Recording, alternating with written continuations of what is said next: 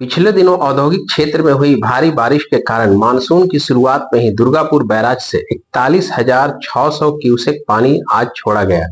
Monsoon शुरू होते ही Durgapur barrage से पानी छोड़ा जा रहा है। दुर्गापुर बैराज से छोड़े गए पानी की मात्रा 41,600 क्यूसेक है। झारखंड समेत इस राज्य में भारी बारिश के कारण पंचेत और मैथन जलाशयों से कई चरणों में पानी लगातार छोड़ा जा रहा है, जिससे आसपास के क्षेत्रों में बाढ़ की स्थिति उत्पन्न होने की आशंका जताई जा रही है।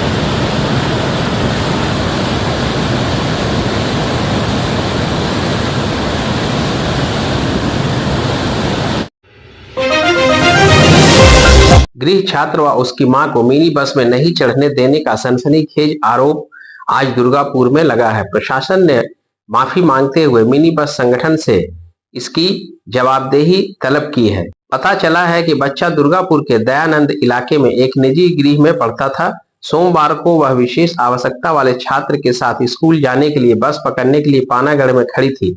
उसी समय एक मिनी बस महिला को देखकर रुकी, फिर विशेष आवश्यकता वाले छात्र को देखकर उसे बस में नहीं चढ़ने दिया गया। इसके बाद विशेष आवश्यकता वाले छात्र की मां परेशानी में पड़ गई। बाद में वह किसी तरह दूसरे वाहन से दुर्गापुर स्थित दयानंद गृह पहुंची। उसने गृह के अधिकारियों को मामले की जानकारी दी। यह घटना प्रकाश में आते ही सोशल मीडिया पर बुद्धिजीवी समुदाय भड़क उठा। प्रशासन के अधिकारियों को पता चला कि मिनी बस स्टाफ ने दिव्यांग छात्र की मां के साथ दुर्व्यवहार किया है। उप जिला प्रशासन मिनी बस संगठन ने जानना चाहता है कि मिनी बस के साथ दुर्व्यवहार क्यों किया गया। मिनी बस संगठन ने अपनी गलती स्वीकार की है। बुधवार को दोपहर 3 बजे क्षेत्रीय परिवहन विभाग के प्रभारी अधिकारी देवाशीष घोष, जिला तृणमूल उपाध्यक्ष उत्तम मुखर्जी, मिनी बस मालिक और संगठन के पदाधिकारियों के साथ दिव्यांग के घर पहुंचे। उन्होंने दिव्यांग छात्र की मां और दिव्यांग के घर के पदाधिकारियों के साथ हाथ जोड़कर माफी मांगी।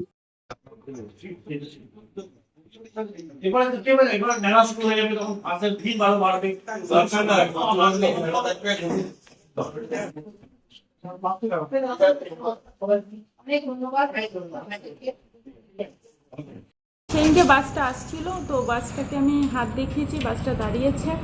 তো সেই মুহূর্তে আমি আমার ছেলেকে নিয়ে আমি বাসে উঠতে গেছি। সেই সময় কন্ডাক্টর ড্রাইভারকে বললো যে ওরা যাবে না, এরকম বলে বাসটা চলে গেল। মানে আপনাকে না, আমাকে বাসে চাপায়নি। কোথা থেকে আসছিলেন আপনি? আমি পানাগড় থেকে আসছিলাম। কি মিনি বাস ছিল? হ্যাঁ। তারপর আপনি কোথায় জানিয়েছিলেন? আমি তারপরে স্যারকেই বলেছি। হ্যাঁ। কারা এসেছিল আজকে আপনার কাছে? কারা এসেছিলেন? প্রশাসনের লোকরা এসেছিলেন আর বাসের মালিক ওনারা এসেছিলেন, এসে ক্ষমা চেয়েছেন আর বললেন যে ধরনের ঘটনা আর হবে না। কি নাম আপনার? আমার নাম স্বপ্ন মণ্ডল। হ্যাঁ, আমাদের কাছে যেটা অভিযোগ গিয়েছিল, এসডি সাহেবের কাছে এই অভিযোগটা এসেছিল যে একটা বাচ্চাকে, সেরিব্রাল পালসির বাচ্চাটাকে মিনি বাস থেকে নামিয়ে দেওয়া হচ্ছে। তো সেটার ব্যাপারে এসডি সাহেবের নির্দেশ মতোই আমরা এখানে এসেছিলাম, ওরা ব্যাপারটা জানলাম এবং সেক্ষেত্রে মিনি বাসের যারা মালিক এবং ওই বাসের যিনি মালিক তিনি এসছেন, তিনি এখানে ক্ষমা চাইলেন এখানে। এবং সব থেকে বড়ো কথা হচ্ছে তার সাথে আমরা এই ভবিষ্যতে ব্যাপারটা হবে না, এটা আমরা একটা মানে অঙ্গীকার করেই যাচ্ছি। হ্যাঁ, এবং এটাই হচ্ছে আমাদের বলা। স্যার আপনার নামটা? আমার নাম দেবাশিস ঘোষ, রিয়াক্টিভ।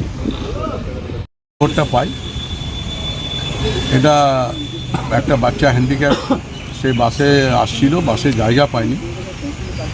খালাসি বা বাসের ড্রাইভার যে ছিল তার বন্দোবস্ত করা উচিত ছিল, সে হয়তো কোনো বাসে হয়তো ভিড় থাকার জন্য করতে পারেনি। তো সেই জন্য আমরা যেহেতু মানবিক, আমাদের বাংলার মা মমতা বন্দ্যোপাধ্যায় মানবিকতার কাজ, ওনার কাছ থেকে আমরা যেটা শিখেছি সেটা তড়িঘড়ি কী করে এই সমস্যাটা সমাধান করা যায় তার জন্য আমরা কথা বলতে এসেছিলাম। আমরা বাচ্চার মায়ের কাছে আমরা ক্ষমা প্রার্থী হয়েছি। আমার সঙ্গে আমাদের এক্স কাউন্সিলর রাজীবও এসেছেন, উনি একটা কমপ্লেনও নিয়ে এসে বাচ্চাকে দিলেন। বাচ্চাকে দিকে দেখে ওনাদের যিনি প্রিন্সিপাল আছেন উনিও খুব ভালো, আমরা সেটা অনুভব করছি। মিনি বাস অ্যাসোসিয়েশনের লোকও তারা এসেছিলেন, মিনি বাসের মালিক তারাও অনুভব করেছেন ভবিষ্যতে এরকম ধরনের হবে না। আগামী দিনে আমরা সকল যারা প্রতিবন্ধী যারা থাকবে তাদের জন্য সিট সংরক্ষিত থেকে তাদেরকে বসার বন্ধ।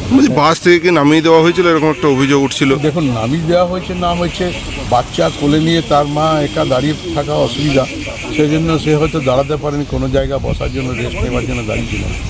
তো সেরকম ধরনের যদি অভিযোগ আছে, অভিযোগ তো আমাদের অনেক উপর লেভেলে, এআরটিও সাহেব থেকে শুরু করে জিও সাহেব থেকে শুরু করে আমাদের মাননীয় মানবিক মন্ত্রী প্রদীপ মজুমদার যার নলেজে গেছে, উনিও খুব এটার সঙ্গে অস্বস্তি বোধ করেছেন। তো আগামী দিনে এটা হবে না, আমরা দুর্গাপুরের এটা কী সুন্দরভাবে গুছিয়ে দেওয়া যায় সেটা চিন্তাভাবনা করেছি। আগামী 7 দিনের মধ্যে জিনিসটা পরিষ্কার হবে। ঠিক। গতকাল আমাদের এখানে আমি একটি যে স্কুল চালাই, যে প্রতিবন্ধী যে স্কুল দুর্গাপুর স্টার নামে, আমি তার সম্পাদক গৌতম ভট্টাচার্য। গতকাল একজন মা যে বানাগড় থেকে আসে একটি তার সেরিব্রাল পালসি ছেলেকে নিয়ে, কষ্ট করেই আসে, সে বাসেই আসে, সরি ঘটনা পরশুদিন। তো পরশুদিন ও ফেরার সময় এই স্কুলে আসার সময় ও সিটি সেন্টার থেকে বাসে চাপে, যেমন সে রোড চাপতে সেরকম গেছিলো। তো চাপতে গিয়ে তো ওকে দেখে বাসটা দাঁড়িয়েও ওকে তোলেনি, চলে গেছে বাসটা। তো ফলে ও একটু সাফারিংসের মধ্যে পরে আবার 10 মিনিট 15 মিনিট ওয়েট করার পর আবার পরের বাস ধরে আসে।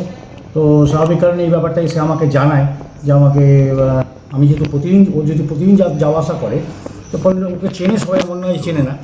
এবার এটা সামনে আসার পর আমি জানাই, একটু সোশ্যাল মিডিয়াতেও জানাই, আমার পরিচিত মানুষজনদের কাছেও জানাই, তারা ব্যাপারটা নিয়ে একটু আলোচনা করে এবং জিনিসটা নিয়ে উপরতলায় যাদের কাছে যাওয়ায় মৌখিকভাবে তাদের কাছে পৌঁছেছে। তো আজকে সবাই বাস সংগঠনের কর্তৃপক্ষের লোক এবং আমাদের উত্তম মুখার্জি বাবু যেগুলি এআরটিও এরা সবাই এসেছিলেন আমার সঙ্গে কথা বলতে। আমরা ওনারা অত্যন্ত আন্তরিক এবং মানবিকভাবে আমাদের সাথে কথা বলেছেন, বলছেন ভবিষ্যতে এই ধরনের ঘটনা আর ঘটবে বলে মনে হয় না, হবেও না, আমরা প্রত্যাশা করি। তাই আমরাও সেই অর্থে বিরাট অভিযোগ জানিয়েছি নয়, একটা সামান্য আমরা আবেদন করেছিলাম যেন এই ঘটনাগুলো বাচ্চাদের মায়েদের সঙ্গে না হয়। আজকে ওনারা সমাধান করেছেন এবং বলে গেছেন, আশা দিয়ে গেছেন যে এই ঘটনা ভবিষ্যতে কোনোদিন হবে না। আপনার নাম? আমার নাম গৌতম ভট্টাচার্য, আমি দুর্গাপুর স্টারের সম্পাদক, প্রতিষ্ঠাতা সম্পাদক।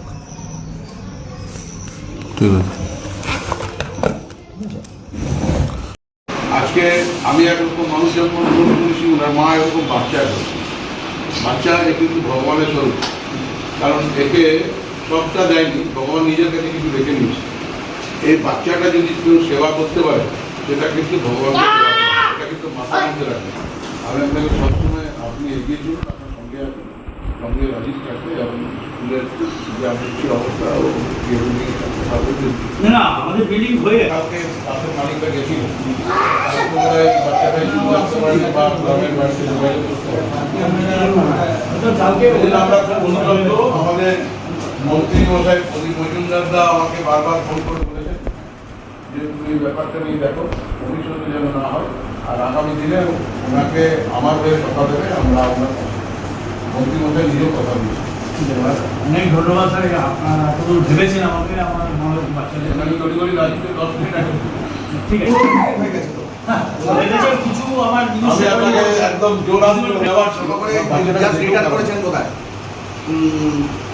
উনিও তো বোধহয় আপনার সাথে শরৎচন্দ্রের ওপর থেকে, আমি ওর নামটা ভুলে গেছি। ওনার সাথে মাঝে মাঝে কথা হয়। আচ্ছা। ঠিক আছে, ওটা কোনো অসুবিধা নেই।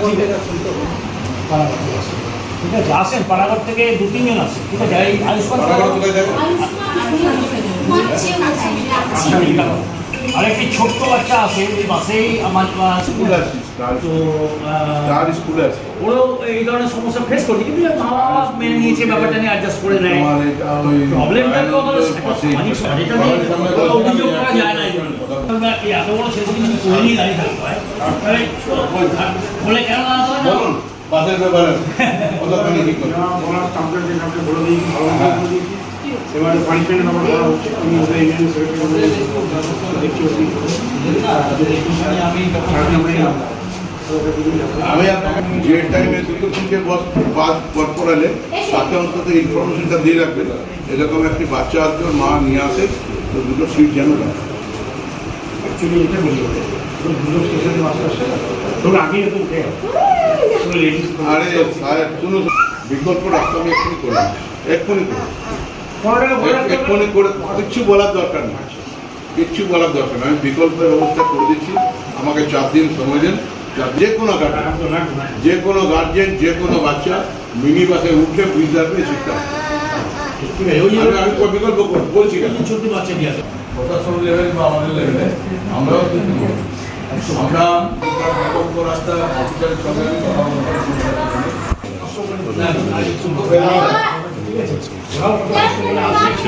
একটি বাচ্চা আছে আপনার ওই ভিন্ন অভিযোগ করেনি আমাদের কাছে, বেশ করলেও ভালো বলেনি। কেউ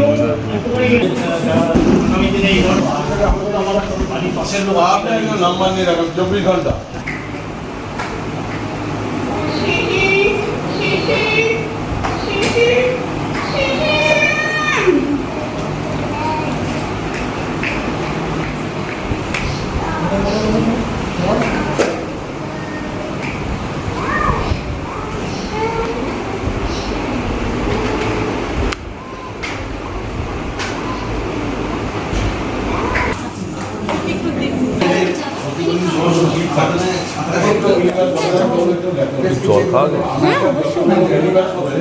আমি আপনার আমার ব্যাগ থেকে